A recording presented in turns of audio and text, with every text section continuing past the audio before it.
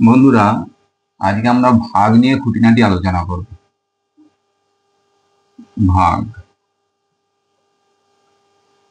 ভাগের চারটে পার্ট: ভাজ্য,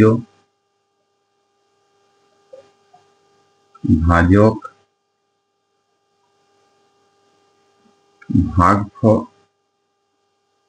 ভাগফল আর অবশিষ্ট বা ভাগশেষ।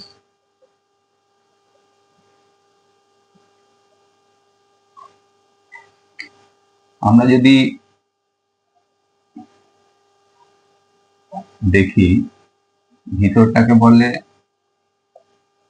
ভাজ্য, মানে যাকে ভাগ করা হয়, যেটা দিয়ে ভাগ করা হয় তাকে বলে ভাজক।